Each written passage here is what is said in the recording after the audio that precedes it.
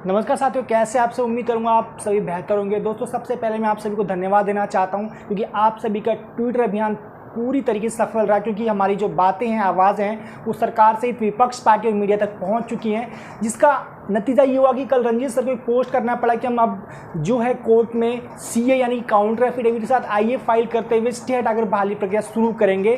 कहीं ना कहीं ये सब आपकी मेहनत का ही नतीजा, जिससे कि सरकार की आंखें खुली और कहीं वो बहाली को लेकर थोड़ी तत्पर होती दिखाई दे रही है कि हमें तब तक नहीं रुकना है और तब तक इनकी बातों की, इनके झांसे में नहीं आना है जब तक हमारी बहाली प्रक्रिया हमारे सामने शुरू नहीं हो जाती और हमें अंतोगत्वा हमें नियोजन पत्र नहीं मिल जाता। तब तक हमें बीच में ऐसे अभियान चलाने की सख्त जरूरत है जिससे कि हमारी बहाली प्रक्रिया ससमय पूरी हो। और ये सब हम सभी को मिलकर करना है जिससे कि हम सभी अपने मंजिल में, अपने टारगेट में सफल हो। दोस्तों, सबसे पहले मैं आपके 2 लाइनें कहना चाहूँगा जो कि मैंने लिखी हुई हैं इस वीडियो को शुरू करने से पहले कि वसूलों पे जहां आँच आए वहाँ टकराना जरूरी है। वसूलों पे जहाँ आँच आए वहाँ टकराना जरूरी है। जो जिंदा हो तो फिर जिंदा नज़र आना भी ज़रूरी है। जी हाँ दोस्तों, अगर हम जिंदा हैं इस बहाली के लिए, वाकई प्रयासरत हैं, तो हम सभी को इस बहाली के लिए वाकई मेहनत करने की ज़रूरत है। और तब तक मेहनत करने की ज़रूरत है जब तक हमें नियोजन पत्र नहीं मिल जाता। हमें हिम्मत नहीं हारनी है, हार नहीं माननी है, क्योंकि हमने बहुत लंबे समय से संघर्ष किया है। सभी अभ्यर्थी ने संघर्ष किया है और सभी का मेहनत है कि जो हम आज यहाँ इस पड़ाव तक पहुँचे हैं और मात्र चंद कदम की दूरी पर हैं अपनी मंजिल से। तो यानी कि हम सभी को सरकार के सामने जिंदा नजर आना है कि हम जिंदा हैं और अपना अधिकार लेके आपसे रहेंगे, चाहे कैसे भी हो, आंदोलन से हो, ट्विटर से हो या न्यायालय के थ्रू हो, कैसे भी हम अपना अधिकार आपसे लेके रहेंगे। इसलिए हम सरकार के सामने कभी घुटने नहीं टेकेंगे, हमेशा हिम्मत से काम लेंगे और हमेशा इस अपनी मंजिल को पाकर ही दम लेंगे। दोस्तों, आज का जो मेरा स्पेशली टॉपिक वीडियो है वो स्पेशली हमारा बेस्ड है शिक्षक बहाली के ऊपर।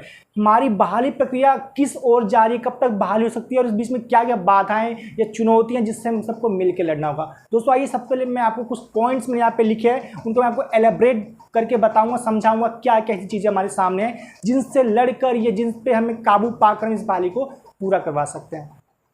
दोस्तों, सबसे पहले यहाँ पे पहला पॉइंट है, सरकार कोर्ट में काउंटर के साथ आईए लगाकर बहाली कर सकती है, प्रार्थना पत्र लगा सकती है, केस को ट्रायल कर सकती है।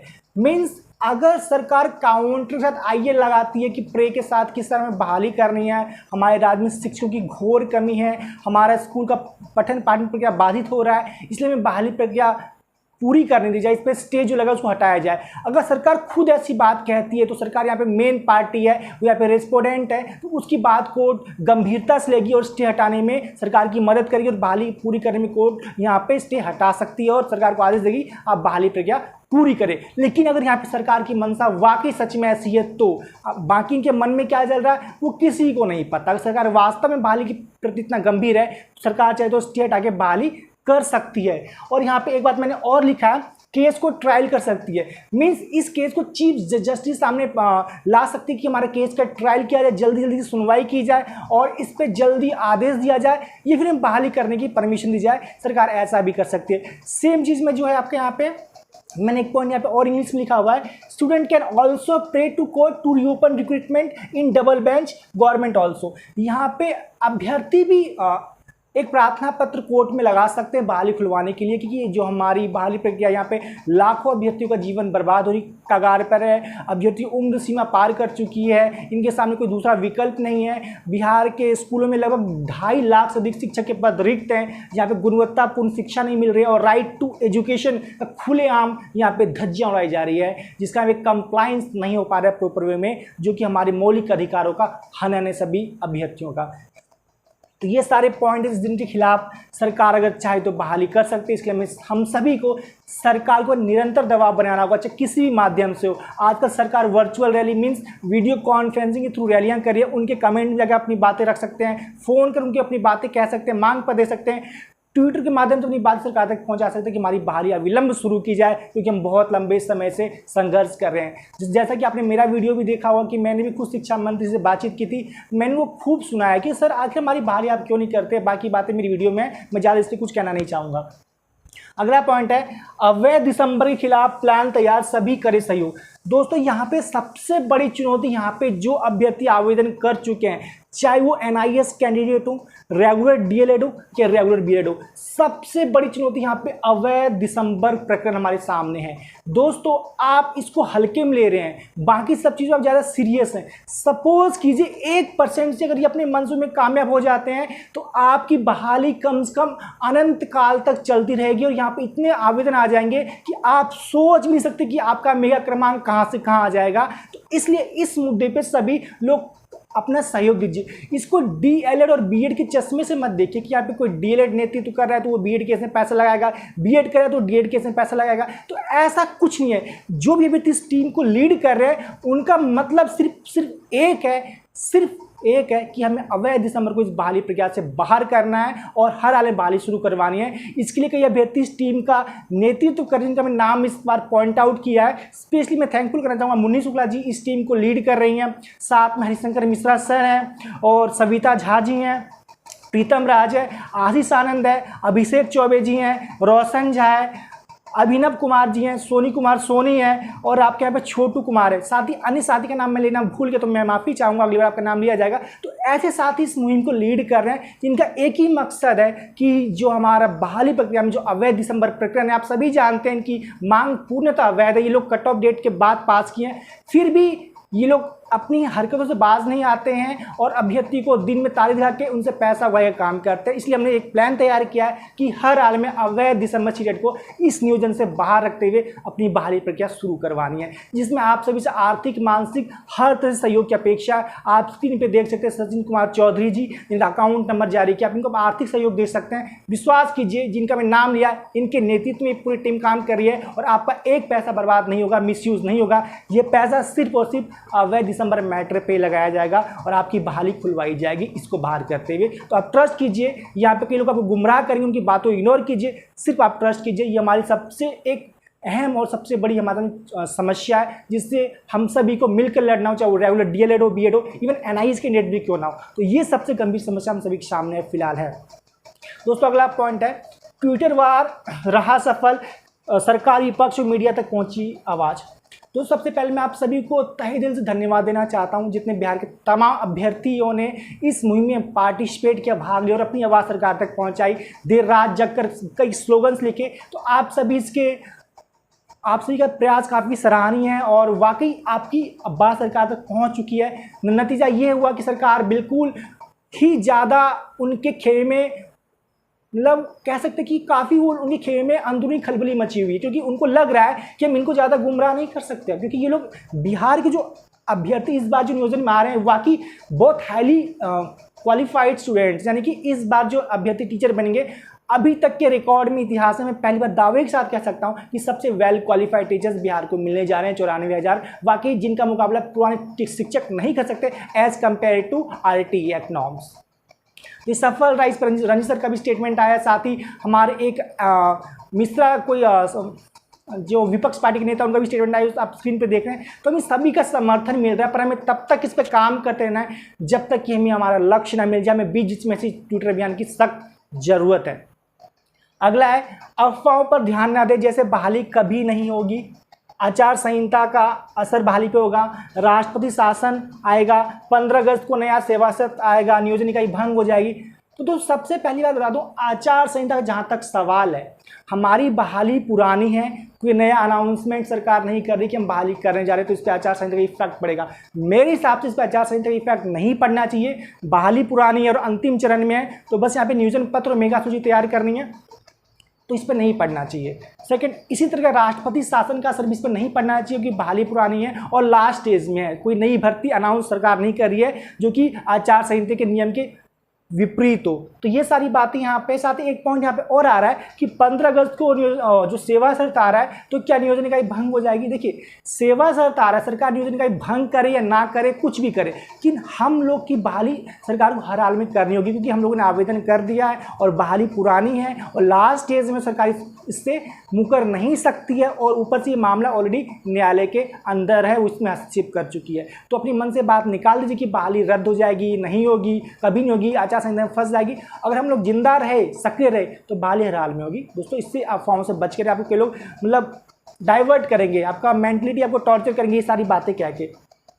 अगला है पूरे देश में सरकारी नौकरी का अभाव, निजीकरण जोरों पर, 94,000 बहाली उम्मीद। दोस्तों देखिए, मैं किसी पार्टी के समर्थन में नहीं हूं, लेकिन मैं एक बात कहना चाहूँगा कि मोदी सरकार जब से आई है तब से सरकारी नौकरी का अभाव बहुत तेज़ी से देखा जा रहा है। हर विभाग में सरकारी पद खत्म किए जा रहे हैं, हर चीज़ को वो निजीकरण के तौर पे लेके जा रहे हैं, मतलब कि प्राइवेटाइजेशन कर रहे हैं। तो ऐसे में आने वाले समय में सरकारी पद लगभग धीरे धीरे समाप्त हो जाएंगे। तो ऐसे में आपके पास बहुत ही कम मात्रा में सरकारी नौकरियां निकलेंगी और अभ्यर्थी यहाँ पे करोड़ों की संख्या में हर साल पास हो जाते हैं, ग्रेजुएशन कर लेते हैं, बीएड कर लेते हैं, डीएलएड कर लेते हैं, तमाम कोर्स कर लेते हैं, पर उनको नौकरियाँ नहीं मिलती। कारण स्पष्ट है कि निजीकरण का जो फेज है काफ़ी तेज चल रहा है। रेलवे में भी तेज चल रहा है, स्वास्थ्य में तेज चल रहा है, अभी 23 कंपनियां सरकारी उनको बेचा जा रहा है। तो ऐसे में नौकरियां का घोर अभाव है। तो एकमात्र हम सभी के पास उम्मीद है वह 94,000 शिक्षक बहाली, जो आखिरी उम्मीद है। मैं उम्मीद करता हूं कि इसी उम्मीद को हम आगे तक लेके जाएंगे और इसे हर हाल में पूरा करवाने में अपना योगदान देंगे, क्योंकि यही उम्मीद हम सभी के लिए और आखिरी आशा की किरण ही 94 भर्ती हम लोगों के लिए। तो हमें तब तक लड़ना है जब तक हमारे सामने नियोजन पत्र न मिल जाए, अपनी मंजिल में हम लोग कामयाब ना हो जाए। सबको एक साथ मिलकर लड़ना है। अगला है, सुप्रीम कोर्ट का जजमेंट जल्द आने की उम्मीद पर निर्भर करेगा मैटर क्या। आपको पता होगा 69,000 शिक्षक भर्ती का मामला पे सुप्रीम कोर्ट ने अपना सुनवाई पूरी करके फैसला सुरक्षित रख लिया है, लेकिन डिपेंड करता है उनका मैटर क्या है। कई अभ्यर्थी कहते हैं कि मैटर कट ऑफ का है तो कट ऑफ पे जजमेंट आएगा, कोई कहता है डीएड बीएड का इश्यू है। जो भी इश्यू मुझे नहीं पता, जजमेंट आने पे स्पष्ट होगा क्या मैटर उस कोर्ट के अंदर गया था। और कुछ वहाँ से में रिलीफ वाले पॉइंट मिलेंगे, यानी कोई ऐसा पॉइंट हमें मिलेगा जिससे हमारी बहाली प्रक्रिया में कुछ इससे फ़ायदा हो सकता है। उस पॉइंट का हम इस्तेमाल इस बहाली में जरूर करेंगे। उम्मीद करता हूँ सुप्रीम कोर्ट आने वाले कुछ दिनों में अपना जजमेंट भी दे सकती है इस पूरे प्रकरण पर, जिससे कि हम देखेंगे इसमें हमारे लिए क्या काम की बातें कोर्ट ने कही हैं। अगला है, अगर चुनाव टलता है तो शिक्षक बहाली के लिए अति उत्तम होगा। वैसे मौजूदा सरकार का कार्यकाल 27 नवंबर 2020 है, बाकी चुनाव आयोग पर निर्भर है। दोस्तों अगर वाकई चुनाव टलता है, इस पर एक पीआईएल हो चुका है, 1-2 पीआईएल हो चुके हैं चुनाव टालने के लिए, क्योंकि बिहार में कोरोना संक्रमण बहुत तेज़ी से फैल रहा है। लेकिन सरकार चाहती है कि चुनाव हर हाल में, क्योंकि उनको लगता है कि हम चुनाव जीत जाएंगे। इसमें सबसे बड़ी पार्टी जदयू हर हाल में चुनाव चाहती है, और बीजेपी भी एक तरह से चुनाव चाहती है, क्योंकि उनको लगता है चुनाव होगा तो हम लोग जीत जाएंगे। लेकिन यहाँ पे डिपेंड करता है चुनाव आयोग के ऊपर कि वो चुनाव वाकई कराएगा नहीं कराएगा। लेकिन कुछ दिन पहले उनका स्टेटमेंट आया था कि हम चुनाव तय समय पे कराएंगे। तो इसके लिए भी एक ट्विटर कैंपेन होना चाहिए कि चुनाव प्रक्रिया आगे एक्सटेंड हो, नहीं हो, कोरोना काल में वोट नहीं देंगे अगर चुनाव हुआ तो, क्योंकि ये सारा राजनीति करने यहाँ पे स्पष्ट दिखाई दे रहा है, स्पष्ट तौर पर जो चुनाव समय पर हो रहा है। क्योंकि ऐसे समय में चुनाव बिल्कुल नहीं होना चाहिए, क्योंकि यहाँ पे जो आपका सोशल डिस्टेंसिंग है वो बिल्कुल फॉलो नहीं हो पाएगा। तो हम लोगों को इस पर भी विचार गंभीरता से करना चाहिए। अगला पॉइंट है, और दूसरी बात, 27 नवंबर तक हमारा सरकार कार्यकाल है, 27 नवंबर तक सरकार चाहे तो बहाली कर सकती है, क्योंकि इसके अंडर पूरा पावर रहेगा। अगर बिहार के 94,000 अभ्यर्थी सक्रिय रहे तो बहाली 100% होगी, चाहे चुनाव के बाद ही क्यों ना हो। आवेदन हो चुका है, बहाली रद्द करना मुश्किल, सुप्रीम कोर्ट से लड़कर बहाली पूरी करवाई जा सकती है। बी पॉजिटिव, जिस भर्ती का आवेदन हो चुका हो वो बहाली हर हाल में होगी। कई सारे एग्जाम्पल्स हमारे सामने, लाइक 34,500 एग्जाम्पल है, कई सारे एग्जाम्पल बिहार के शायद अदर स्टेट्स के भी हैं। अगर आवेदन हो चुका है, लास्ट स्टेज में भर्ती है, तो पूरी होना हर हाल में जरूरी है, क्योंकि अभ्यर्थी इस चीज़ को अगर सरकार नहीं करेगी तो अभ्यर्थी इसको न्यायालय में चुनौती दे देंगे, सुप्रीम कोर्ट तक लड़ने को तैयार होंगे, क्योंकि बहाली हो चुकी है लास्ट स्टेज में। तो बहाली सरकार को हर हाल में करनी ही होगी। यहाँ पे सरकार ये कह के नहीं बच सकती कि हमारे पास वित्तीय बोझ बढ़ेगा या फिर हम नहीं कर सकते, नई सीरीज करेंगे। नहीं, आपने जो चीज़ें शुरुआत कर दी है फाइनल स्टेज में, उसको आपको हर हाल में करनी होगी। लेकिन हमें चुनाव के बाद की बातें बहुत रेयर पॉइंट में देखना कि उसके बाद में उसके बाद तक सोचना है। हमें हर हाल में कुछ नहीं, उससे पहले हम जितना कुछ कर सकें वो हमें हर हाल में करना होगा। और इवन 1% अगर डिले भी होता है तो हम सभी उसके लिए तैयार है ना होगा। बस अपने मन में पॉजिटिव बातें सोचिए कि बहाली हम लोग करवा के रहेंगे। आपके सामने कई ऐसे लोग नेगेटिव माइंडेड के मिलेंगे जो खाली नेगेटिव बातें व्हाट्सएप ग्रुप में करेंगे, फेसबुक पे करेंगे कि नहीं होगी, वो होगी। तो ऐसे लोग ही आपको डिमोटिवेट करते हैं, क्योंकि ऐसे लोगों को नौकरी से कोई मतलब नहीं होता, सिर्फ आपको मेंटली टॉर्चर करना उनका मकसद होता है। तो कहीं ना कहीं आप सभी को ऐसे लोगों को इग्नोर करना है जहाँ भी आपको ऐसे लोग मिले। और स्पेशली मैं यहाँ पे ये बात कहना चाहूँगा, हम सभी को उम्मीद बनाए रखनी है और विश्वास के साथ आगे लड़ना है। बहाली हर हाल में हो के रहेगी, क्योंकि यहाँ पे 1 लाख बच्चे सरकार को ऐसे नहीं छोड़ देंगे कि सरकार आए और कहीं बहाली नहीं करेंगे, क्योंकि यहाँ पे 1 लाख के साथ 5 लाख परिवारों की आशाएं उम्मीदें इस बहाली पे टिकी हुई है। तो इतना आसान नहीं सरकार के आगे किसको सरेंडर कर देंगे, बहाली अब नहीं करेंगे, ऐसा कुछ नहीं होगा। आप सभी एक्टिव रहिए हर प्लेटफॉर्म पे, अपनी मांग को लेकर सक्रिय रहिए, और जहाँ पे वर्चुअल रैली हो सरकार के मंत्री विधायक से संपर्क कीजिए, उनको बोलिए हमारी बहाली शुरू की जाए। स्पेशली सरकार चाहे तो बहाली हर हाल में कर सकती है, उस पर बहुत सारी पावर है, कोर्ट के थ्रू परमिशन लेके डबल बेंच में चैलेंज करके आइए लगाकर, कई सारे ऑप्शन उसके पास, इवन स्टूडेंट्स के पास भी हैं। तो मैं यहाँ पे एक बात कहना चाहूँगा कि आपस में आप लोग समन्वय बना के रखें, DLED BEd BTech CTech वगैरह मुद्दे को भूल जाएं। आपका मुद्दा न्यायालय में ऑलरेडी है, इस मैटर को वहीं तक रहने दें, उससे बाहर इसको आने की ज़रूरत नहीं है। आप मिलकर रहें और डट कर समस्या का समाधान करें। उम्मीद करूँगा आने वाले हम लोगों के लिए बेहतर होगा। और जो भी आपको कुछ भी बात बताई जाती है सिर्फ नेतृत्वकर्ता के थ्रू, उनको आप मानिए। मैं इस पे जी सभी को पुनः एक बार दिल से धन्यवाद देना चाहता हूँ कि आप सभी का मुहिम सफल रहा और हम सभी एक पॉजिटिव ट्रैक पे हैं और हमें मंजिल से ज़्यादा दूर नहीं है। और हम सभी ऐसे एक्टिव मिल के साथ रहें तो बहाली 101% हो जाएगी। वो समय बताएगा कि बहाली कब तक होगी, लेकिन हाँ हो जाएगी। हम सभी को मिल के साथ रहना होगा। स्पेशली मैं सभी को पुनः बार थैंक यू कहना चाहता हूँ। उम्मीद करूँगा आप मेरी बात से सहमत होंगे। अगर आप सहमत हो मेरी वीडियो को लाइक कर दीजिए, शेयर कर दीजिए। अगर आप चैनल पर नए हैं तो हमारे विद्या मंत्र को सब्सक्राइब भी कर दीजिए। मिलते हैं आपसे अगली वीडियो में। थैंक यू, जय हिंद।